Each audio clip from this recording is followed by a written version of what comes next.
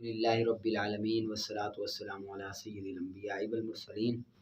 اما بعد فاعوذ باللہ من الشیطان الرجیم بسم اللہ الرحمن الرحیم یا ایہا الذین آمنوا انفقوا من طیبات ما کسبتم ومما اخرجنا لکم من الارض ولا تیمموا الخبیث منہ تنفقون ولستم بآخذیہ الا ان تغمضوا فیہ۔ یا ایہا الذین آمنوا انفقوا اے ایمان والو خرچ کرو من طیبات پاکیزہ چیزوں سے ما کسبتم جو تم نے کمایا، ومما اور اس میں سے جو اخرجنا ہم نے نکالا لکم تمہارے لیے زمین سے، یعنی کہ جو تم نے کمایا ہے مال وہ بھی خرچ کرو، اور جو زمین سے عشر وغیرہ گندم وغیرہ ہوتی ہے وہ بھی رب کی راہ میں دو، وہ بھی فرض ہے، ٹھیک ہے، عشر دینا بھی۔ ولا تیمموا الخبیث اور ارادہ نہ کرو خبیثہ ردی چیز کا دینے کا، ٹھیک ہے، ردی چیز کا دینے کا، بری چیز کا، خبیثہ بری چیز کا، منہ اس کمائی میں سے، تنفقون خرچ کرتے ہو، ولستم اور حالانکہ تم نہیں ہو آخذیہ پکڑنے والے لینے والے اسے، الا مگر ان تغمضوا یہ کہ چشم پوشی کرو، یہ کہ چشم پوشی کرو، یعنی کہ مطلب یہ ہے کہ جب خود اپنے اوپر استعمال کرو، خود اپنے لیے کھاؤ، اپنے لیے جب پہنو تو پھر تو اچھا لباس پہنو، کھانے کے لیے اچھا کام کرو، جو بھی کام کرو مطلب اپنے لیے کرو تو اچھا کرو، جب رب کے رستے میں دینے کی باری آئے تو تم اچھا نہ دو بلکہ برا دو، تو اس طرح نہ کرو، بلکہ جس طرح رب تعالیٰ نے تمہیں اچھا دیا ہے اسی طرح تم رب تعالیٰ کی بارگاہ میں رب تعالیٰ کے رستے میں بھی اچھا دو، جس طرح اچھا کھاتے ہو اچھا پیتے ہو اسی طرح رب کی بارگاہ میں بھی اچھا دینا چاہیے، یہ قرآن پاک میں آیا۔ وَاعْلَمُوا اور جان لو ان اللہ غنی حمید بے شک اللہ تعالیٰ بے پرواہ ہے، حمید تعریف کیا ہوا ہے، یعنی کہ یہ نہ سوچو کہ تم رب تعالیٰ کی بارگاہ میں دیتے ہو تو تم رب تعالیٰ پر کوئی احسان کر رہے ہو، معاذ اللہ، نہ، یا رب تعالیٰ کی تعریف یا اس طرح کا کوئی نہ سوچو، اللہ تعالیٰ تو جانتا ہے، وہ تو بڑا ہی بے نیاز ہے، اس کو کوئی ضرورت نہیں ہے، بلکہ وہ جو تم دے رہے ہو رب تعالیٰ کی بارگاہ میں یہ اپنا ہی بھلا کر رہے ہو دراصل حقیقتاً اور ظاہراً بھی۔ الشیطان یعدکم الفقر شیطان یعدکم ڈراتا ہے تمہیں الفقر محتاجی سے، ویامرکم اور حکم دیتا ہے تمہیں بالفحشاء بے حیائی کا، واللہ یعدکم اور وعدہ فرماتا ہے تم سے اللہ مغفرت کا، منہ اپنی طرف سے، وفضلا اور فضل کا، اور اللہ تعالیٰ واسع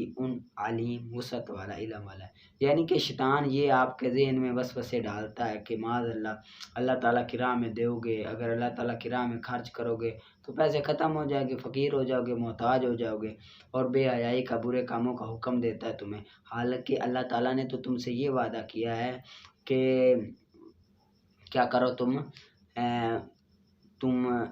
تمہاری مغفرت کر دے گا اور اپنی طرف سے تمہیں بڑھا کر دے گا، ظاہر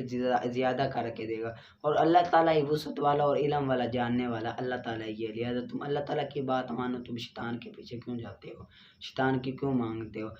تم دو گے رب تعالیٰ کی بارگاہ میں تو کم نہیں ہوگا، بلکہ جتنا دو گے اس سے 10 گنا زیادہ تمہیں ملے گا، ٹھیک ہے۔ جو الحکمت دیتا ہے حکمت من یشاء جسے وہ چاہے، ومن یؤت الحکمت اور جسے دی گئی حکمت فقد اوتیا تو تحقیق اسے دی گئی خیرن کثیرا بڑی بھلائی دی گئی، وما یذکر اور نصیحت حاصل نہیں کرتے الا اولو الالباب مگر عقل والے ہی نصیحت حاصل کرتے ہیں، اور بے عقل نصیحت حاصل نہیں کرتے، عقل والے ہی کے لیے نصیحت ہے۔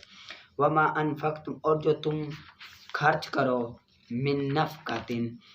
کوئی خرچ، او نظر تم یا تم نظر مانو، من نظر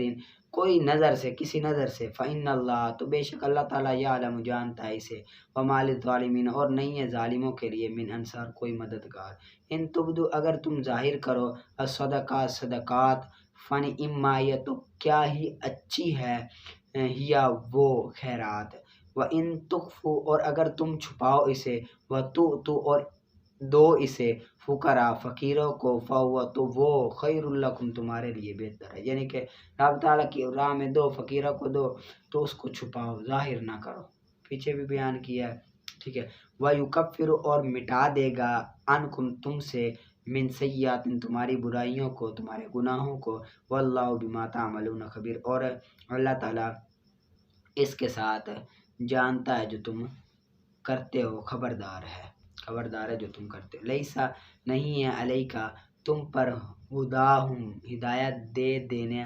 انہیں، ولیکن اللہ اور لیکن اللہ تعالیٰ یہدی ہدایت دیتا ہے من یشاء جسے وہ چاہے، وما تنفقوا اور جو تم خرچ کرو من خیرن بھلائی سے، فلانفسکم تو تمہاری جانوں کے لیے ہے،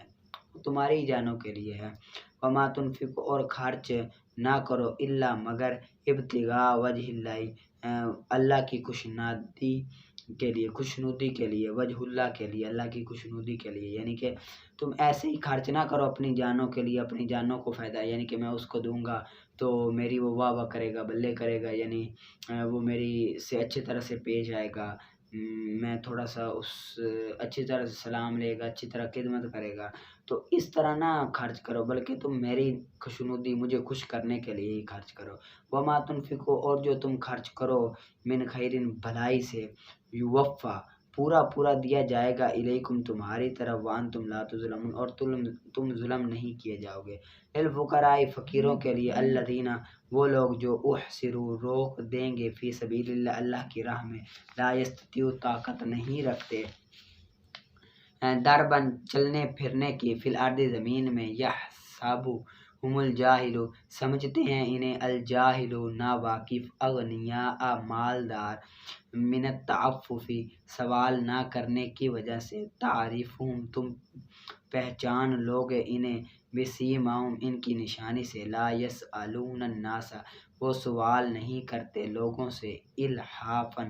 پلٹ کر، وما تنفقوا اور جو تم خرچ کرو من خیرن بھلائی سے، فإن اللہ پس بے شک اللہ تعالیٰ بھی اس کو علیم جاننے والا ہے، اللہ تعالیٰ اس کو جو تم خرچ کرتے ہو، ٹھیک ہے۔ اس کو آپ نے یاد کر لینا، آگے آپ نکالیں حدیث پاک کا۔ 13ویں حدیث پاک ہے حضرت ابو حمزہ انس بن مالک رضی اللہ تعالیٰ عنہ سے یہ روایت ہے، جو کہ نبی کریم صلی اللہ علیہ وآلہ وسلم کے خادم ہیں۔ آپ نے فرمایا، لا یؤمن احدکم حتی یحب لاخیہ ما یحب لنفسہ، رسول صلی اللہ علیہ وسلم نے فرمایا کہ کوئی بندہ بھی اس وقت تک مومن نہیں ہو سکتا یہاں تک کہ وہ پسند کرے لاخیہ اپنے بھائی کے لیے، ما یحب لنفسہ وہ چیز جو اپنی ذات کے لیے پسند کرتا ہے، یعنی کہ جو دوسرے کے لیے پسند کرے وہ اپنے لیے پسند کرے گا تو تب وہ بندہ کامل مومن بنے گا، نہیں تو اس سے پہلے تک وہ کامل مومن نہیں بن سکتا بلکہ ناقص ہی بنے گا۔ اس کو امام بخاری امام مسلم نے روایت کی۔ اگلی حدیث پاک 14ویں حضرت ابو مسعود رضی اللہ تعالیٰ عنہ سے آپ فرماتے ہیں کہ رسول صلی اللہ علیہ وسلم نے فرمایا کہ نہیں ہے حلال کسی مسلمان شخص کا خون بہانا، دم ممروئی مسلمین مسلمان شخص کا خون بنانا حلال نہیں ہے، الا باحد ثلاث مگر تین میں سے ایک کے ساتھ، تین باتوں میں سے ایک کے علاوہ جائز ہے، تین باتیں پائی جائیں گے تو پھر جائز ہے، اس کے علاوہ جائز نہیں ہے۔ پہلی بات تو یہ ہے کہ سیب الزنا شادی شدہ زنا کرے تو تب اس کو مارنا قتل کرنا بھی جائز ہے، والنفس بالنفس اور جان کے بدلے، یعنی کہ اگر کسی نے کسی مرد کو قتل کر دیا ہے، اب جو قتل ہونے والے ہیں اس کے بھائی کہتے ہیں کہ بھائی ہم تمہیں قتل کریں گے، قصاص دیں گے، تو اس کو قتل کرنا بھی جائز ہے، لیکن معاف کر دینا یہ اچھا ہے، ٹھیک ہے۔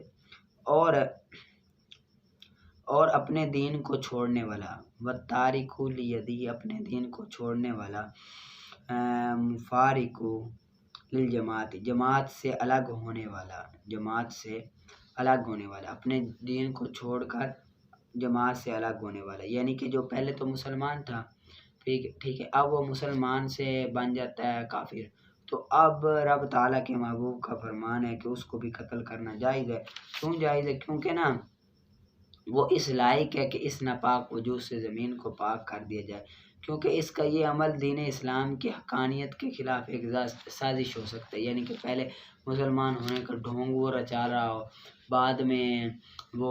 کافر ہو جائے، تو یہ سازش بھی ہو سکتی ہے، اسی وجہ سے اس کو قتل بھی کر دینا چاہیے۔ ٹھیک ہے، یہ یاد کر لینا 2 حدیثیں۔ آگے نکالیں آپ فضان تجوید کا۔ ادغام کی شرطیں 3 ہیں، مدغم کا ساکن ہونا، جو ادغام کر رہے ہیں وہ ساکن بھی ہو، مدغم فی جس میں ادغام کر رہے ہیں وہ متحرک ہو، روایت سے ثابت بھی ہو۔ ٹھیک ہے، آگے ادغام کے لحاظ سے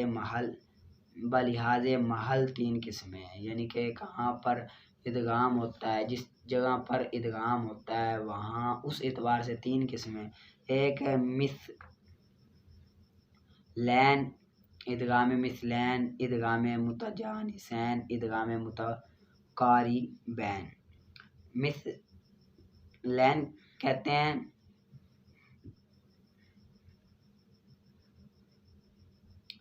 دو ہم مثل